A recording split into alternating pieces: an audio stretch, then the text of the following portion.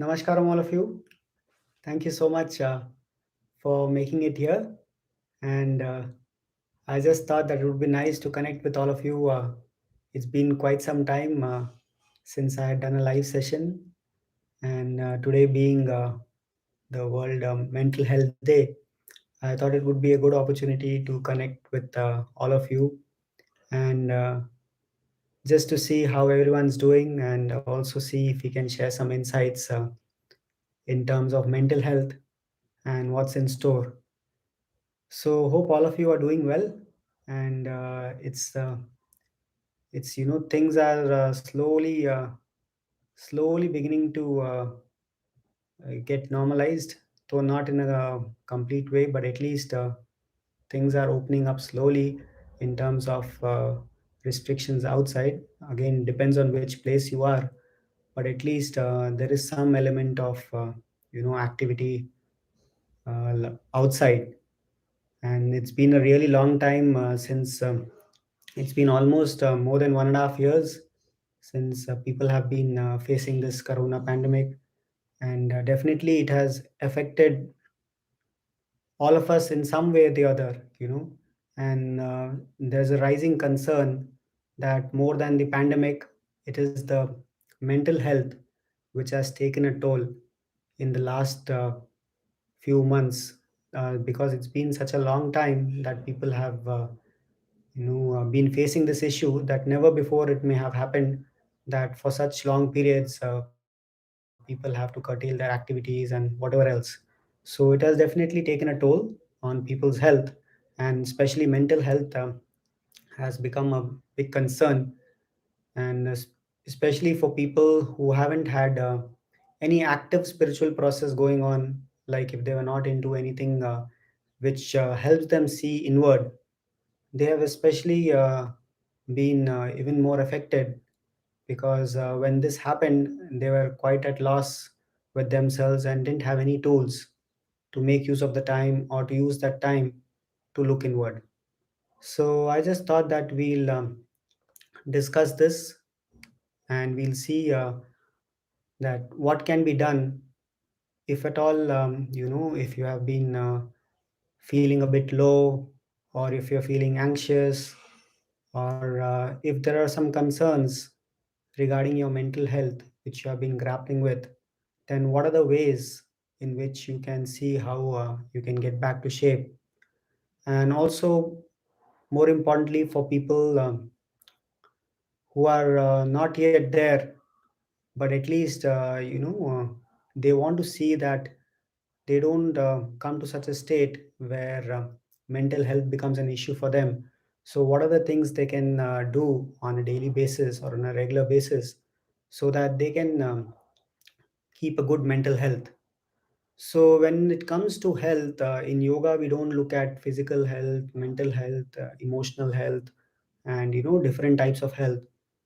So outside each of these may be a specific department.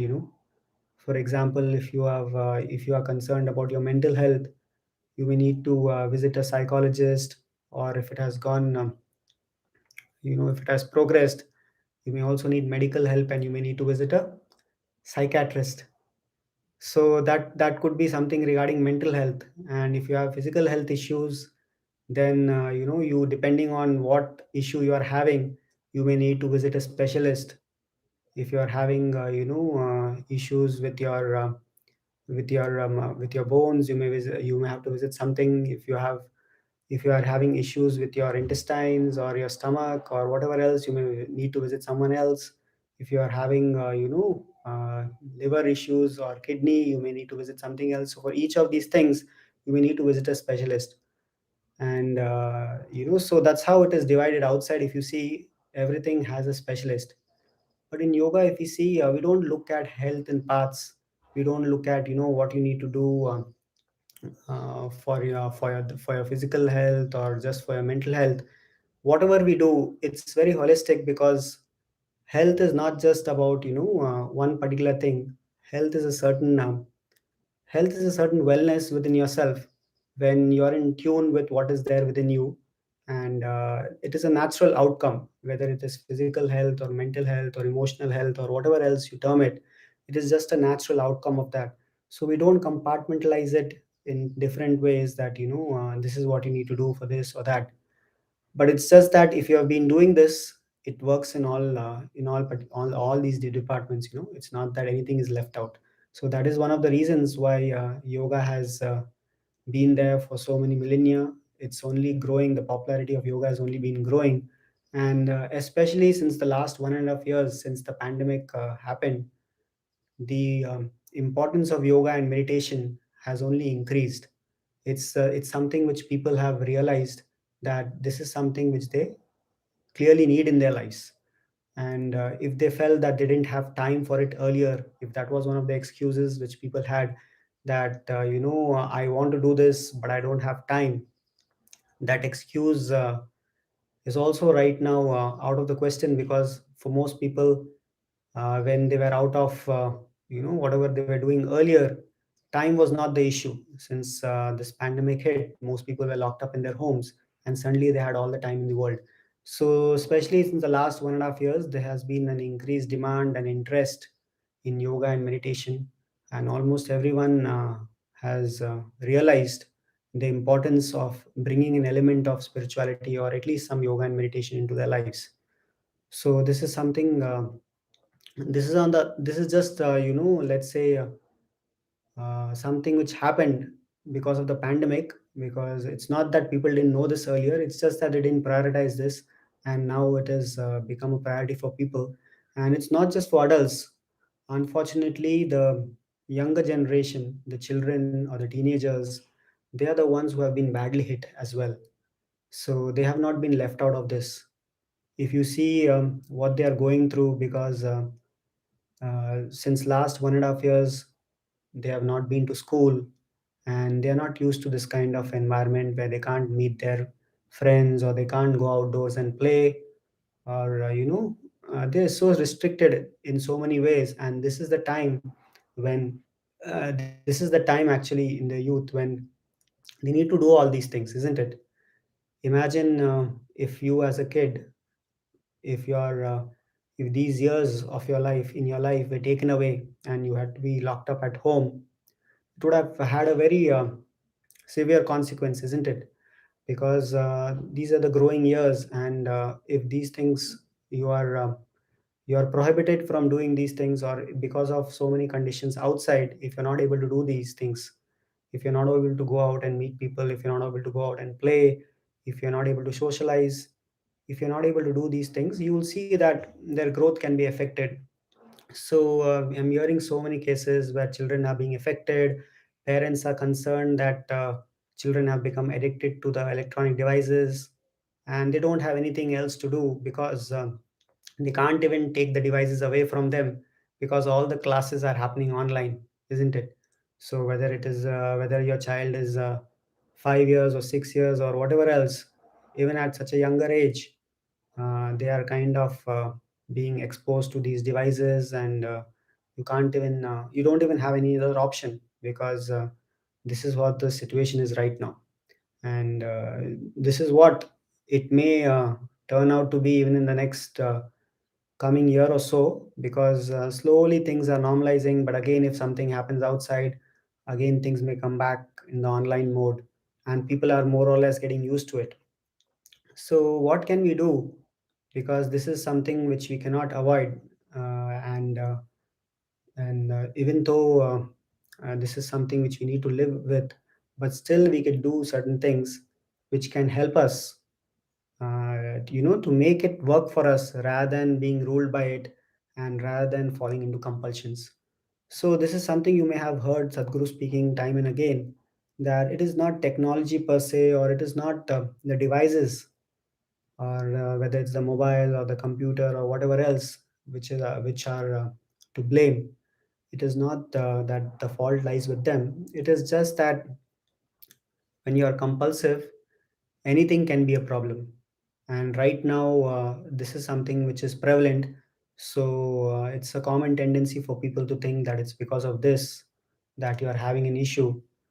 But if you really look at it and see, if it was not for the mobile or if it was not for the computer, you would have had something else. Because this is just a compulsive tendency. It is not about being compulsively addicted to a mobile or some other thing. Whether you're addicted to a mobile or whether you're addicted to a video game or you're addicted to eating compulsively, at the end of the day, it's just addiction or it is just a compulsion, which is something which you're not able to overcome.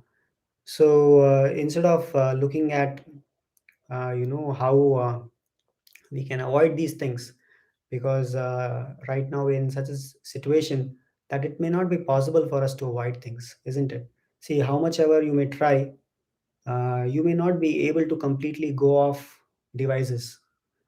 Right now, for most people, they are working from home, so they may have to sit in front of the system for about more than 8 to 10 hours, and rest of the time they may be on their mobiles. Their nature of work may also involve something where they're in constant communication. And same with children, they may have a regular schedule which involves 5 to 6 hours of classes and then assignments. And nowadays there are apps for learning. So there's nothing much which you can do in terms of what's happening outside, because that depends on the situation. But at least what can you do so that you can handle these gracefully, so you can handle these consciously. So let's look at some of these things which you can do immediately if you have not been doing that, so that these things can become a tool for your growth and not something which is an obstacle for you. So first of all, uh, first let's start with food, because this is something which you cannot live without. And whether or not you're doing yoga or meditation, all of us are having meals at least, isn't it?